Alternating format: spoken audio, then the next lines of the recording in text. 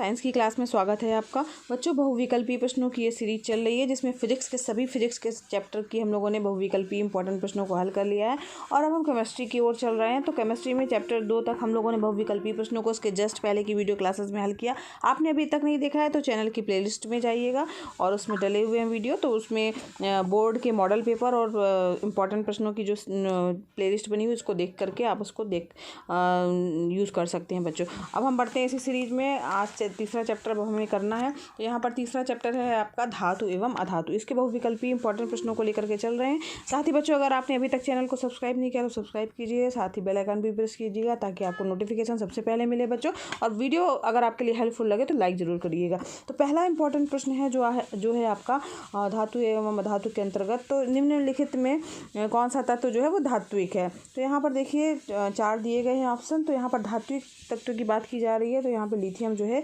एक वो धात्विक तत्व है। यहाँ पर सी विकल्प इसका सही होगा। इसके बाद जो है इंपॉर्टेंट प्रश्न है लाल दवा का अणुसूत्र। ये आ सकता है बच्चों, इंपॉर्टेंट प्रश्न है।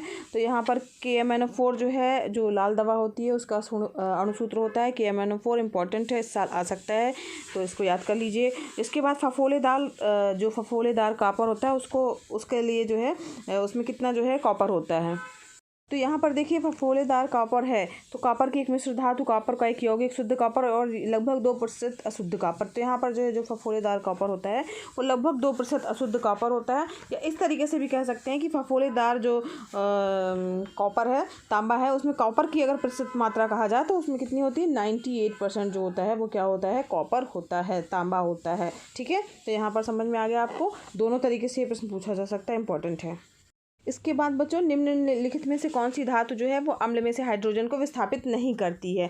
तो यहाँ पर कौन सी धातु है जो अम्ल में से हाइड्रोजन को विस्थापित नहीं करती है। तो यहाँ पर देखिए Cu जो धातु है वो हाइड्रोजन को विस्थापित नहीं करती। इंपॉर्टेंट है, ये आ सकता है बच्चों। फिर पीतल जो है क्या है, तो अगर हम पीतल की बात करें आपको पता ही होगा बच्चों, पीतल जो है वो एक मिश्र धातु है। फिर नेक्स्ट इंपॉर्टेंट क्वेश्चन है कॉपर पायराइट को वायु में गर्म करके सल्फर को दूर करने की क्रिया क्या कहलाती है। तो यहाँ पर कॉपर पायराइट को गर्म करते हैं वायु में और उससे सल्फर अलग हो जाता है। यह प्रक्रिया जो होती है वो भर्जन कहलाती है। बी ऑप्शन इसका सही होगा। यहाँ पर जो है बी विकल्प सही है। इसके बाद प्रश्न है बच्चों मुद्रा धातु है। तो मुद्राएं जो बनती हैं वो चांदी की बनती हैं। यहाँ पर Ag जो हो जाएगा वो बी विकल्प जो हो जाएगा इसका सही हो जाएगा। इसके बाद नेक्स्ट इंपॉर्टेंट प्रश्न है ताम्र ग्लास का रासायनिक फार्मूला क्या होता है। तो Cu2S जो है इसका फार्मूला है, ए विकल्प इसका सही हो जाएगा। और कौन सा युगल विस्थापन अभिक्रिया को प्रदर्शित करता है।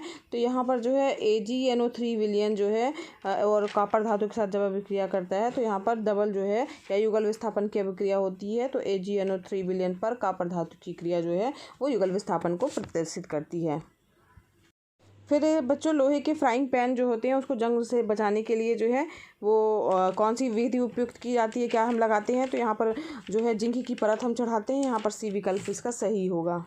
इसके बाद बच्चों जो इम्पोर्टेंट प्रश्न है वो है तांबे का अयस्क। तांबे का अयस्क जो होता है वो Cu2S यानी ये हो जाएगा आपका बी विकल्प सही हो जाएगा। ठीक है, तो तांबे का अयस्क है, ये हो गया। फिर इसके बाद जो है कॉपर पायराइट का फार्मूला क्या होता है। तो CuFeS2 होता है कॉपर पायराइट का फार्मूला। यहाँ पर ये वाला क्वेश्चन भी इंपॉर्टेंट है बच्चों। तांबे का अयस्क Cu2S हो जाएगा और कॉपर पायराइट का फार्मूला CuFeS2 याद रखिएगा बच्चों, ए विकल्प इसका सही हो जाएगा। और धातुओं का वह गुण जिसके कारण जो उसको पतले तार के रूप में उसको बना दिया जाता है। तो धातुएं जो बहुत अधिक जो है खिंचती हैं, ठीक है, जिनको लंबा बढ़ाया जा सकता है, ऐसी धातुओं से ही जो है पतले तार बनाए जाते हैं। तो उनमें तन्यता का गुण अधिक पाया जाता है, तो जिसके कारण जो है इसके पतले पतले तार बनाए जा सकते हैं।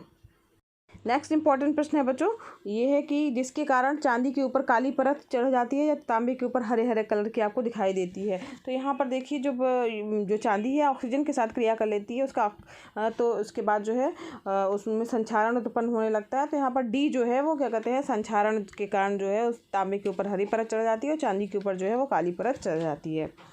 इसके बाद जो है अगर हम बात करें कि कौन सा विद्युत का अच्छा चालक है, चाहे तो यहाँ 4 ऑप्शन है हीरा, ग्रेफाइट, सल्फर, फुलेरिन। तो यहाँ पे जो है ग्रेफाइट जो है वो क्या है, विद्युत का अच्छा चालक होता है। तो यहाँ पर ग्रेफाइट जो है बी विकल्प सही हो जाएगा। और विद्युत जो तार होते हैं उन पर विद्युत रोधी पदार्थ की जो परत चढ़ाई जाती है तो वो परत जो आप देखते होंगे वो प्लास्टिक जैसा चढ़ा होता है, उसको PVC कहा जाता है। ठीक है, तो यहाँ पर सी विकल्प सही होगा। इसके बाद जो है धातुएं सामान्यतः बच्चों क्या होता है, ठोस होती हैं। जो जितनी भी मेटल जो होती हैं वो ठोस प्रकृति की होती हैं। लेकिन कौन सी धातु जो है वो जो कमरे के ताप पर द्रव की अवस्था में पाई जाती है, तो Hg जो है, ठीक है। Hg मतलब हो गया पारा। पारा जो है वो क्या है, कमरे के ताप पर जो है वो द्रव अवस्था में लिक्विड फॉर्म में पाया जाता है। और प्रगलन के लिए CuAs में सिलिका जो है हटाता है, तो किस चीज़ को हटाता है, तो Fe2O3 को हटाता है। ये भी इंपॉर्टेंट प्रश्न है बच्चों। इस प्रकार से बच्चों ये इंपॉर्टेंट प्रश्न थर्ड चैप्टर के ख़त्म हुए। नेक्स्ट वीडियो क्लास में हम नेक्स्ट चैप्टर के इंपॉर्टेंट बहुविकल्पी प्रश्नों को पढ़ेंगे। धन्यवाद।